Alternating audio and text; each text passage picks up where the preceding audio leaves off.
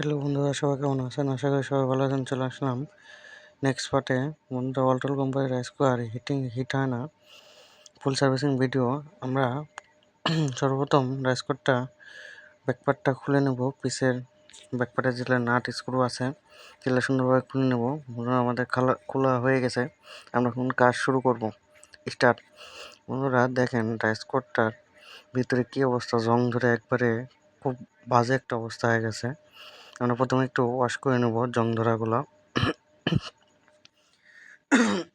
আমাদের ওয়াশটা হয়ে গেছে। এখন প্রত্যেকটা নাটে একটু থিনার দিয়ে নাটগুলো জং ছুটাই নেবো, কারণ আমার নাটগুলো প্রত্যেকটা না খুললেও কিছু অংশ খোলা লাগবে, তাই জন্য আমরা খুলে নিচ্ছি।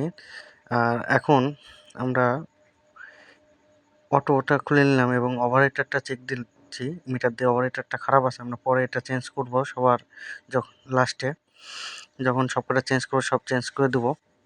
আমরা ম্যাগনেটটা খুলে নিচ্ছি বন্ধুরা। ম্যাগনেটটা খারাপ হয়েছে, জং ধরে একবারে খুব বাজে অবস্থা। আমরা স্ক্রুড্রাইভার দিয়ে ম্যাগনেটটা খুলে নিচ্ছি। আমাদের ম্যাগনেটটা খোলা হয়ে গেছে।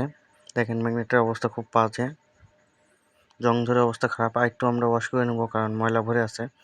আমাদের ওয়াশ হয়ে গেছে।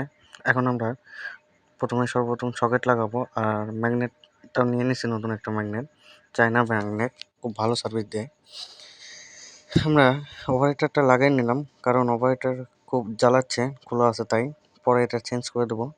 এখন আমরা সকেটটা লাগাই নিচ্ছি। প্রথমে নিউট্রালের তারটা খুলে নিলাম, তারপর ফেজের সাথে যে লাগানো আছে স্ক্রুটা সেটাও খুলে নেব। আর ফেজটা আমরা একটু ফিউজটা চেক দিয়ে দেবো, ফিউজটা ওকে আছে কিনা। ফিউজটা ওকে আছে। এখন আমরা সকেটটা সুন্দরভাবে লাগিয়ে দেবো, যেন কোনো লুজ না থাকে। লুজ কন্ট্যাক্ট থাকলে একটি প্রবলেম দেখাবে, হিট হবে এবং গলে যাওয়ার সম্ভাবনা বেশি থাকে।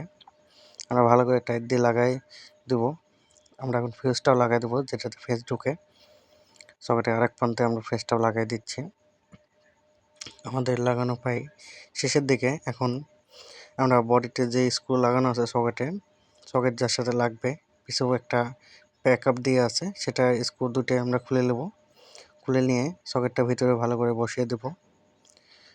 আমরা বসিয়ে দিলাম এবং ব্যাকআপটাও পিছে ভালো করে বসিয়ে দিয়ে ভালো করে স্ক্রু টাইট দিয়ে দেবো, যেন সকেটটা লুজ না থাকে। আমাদের সকেট লাগানো প্রায় শেষের দিকে। আমরা নাটটা টাইট দিয়ে নিচ্ছি ভালোভাবে। আমাদের সকেট লাগানো হয়ে গেছে। দেখেন, সকেটটা আমাদের লাগানো কমপ্লিট। এখন আমরা ভেতরে প্রথমে ম্যাগনেটটা লাগাই নেব। ম্যাগনেটটা আমরা প্যাকেট থেকে বাই করে নিয়েছি এবং রাইস কুকারের ভিতর দিয়ে আমরা ম্যাগনেটটা বসিয়ে নেব। আমরা সুন্দরভাবে ভালো করে দেখে দুই সাইডে বসিয়ে নিলাম এবং স্ক্রুড্রাইভার দিয়ে দুই সাইডের যে লকটা আছে, লকটা আমরা চেতিয়ে দেবো, কয়েলের সাথে অ্যাডজাস্ট করে দেবো, যেন লড়াচড়া না করে আর অটোটা ভালো করে যেন কাজ করে। আমরা স্ক্রুড্রাইভার দিয়ে ভালোভাবে লকটা ভালো করে করে দিচ্ছি, যেন লুজ না থাকে বা নড়াচড়া যেন না করে। আর উপরকার মাথাটা কাটিং প্লাস দিয়ে সুইচের পাতির সাথে কন্ট্যাক্ট করে দিলাম। আমাদের ম্যাগনেট লাগানোটা প্রায় শেষ হয়ে গেছে। এখন আমরা রাইস কুকারের যে অটোটা ছিল সেটা দুইটা দিয়ে থাকে কোম্পানির থেকে, দুইটা প্রয়োজন নাই। ওভারহিটার আর অটো দুইটা দিয়ে থাকে, একই কাজ করে, তাই আমরা অটোটা খুলে নিয়েছি। এখন এখানে আমরা ডাইরেক্ট করে দেবো। আর ওভারহিটারটা আমরা নতুন লাগিয়ে দেবো। সুইচটা নড়বড় করতেছে, একটু নাটটা টাইট দিয়ে নেবো স্ক্রুড্রাইভার দিয়ে, যেন নড়বড় না করে। লুজ ছিল, আমরা একটু টাইট দিয়ে নিলাম। আর সকেটটা আমরা খুলে নেব, যে অটোর সকেটটা লাগানো আছে সুইচের সাথে আমরা খুলে নিচ্ছি। দেখেন বন্ধুরা, আমরা ওভারহিটার কিন্তু নতুন লাগাই নিয়েছি। আর ওভারহিটারে এটা হচ্ছে সকেট সিস্টেম, তাই আমরা কেটে সকেট সিস্টেম করে নিয়েছি। আর একটা স্ক্রু সিস্টেম করছি। এখন স্ক্রুটা কয়েলের সাথে লাগিয়ে নেব। ওভারহিটারের একটা তার কয়েলের সাথে লাগিয়ে নেব। আর অটোর যেটা আমরা কেটে ফেলে দিছি সেটা আমরা শর্ট করে দিছি, মানে ডাইরেক্ট করে দিছি, সেটা আমরা সুইচের সবার নিচে লাগিয়ে দেব।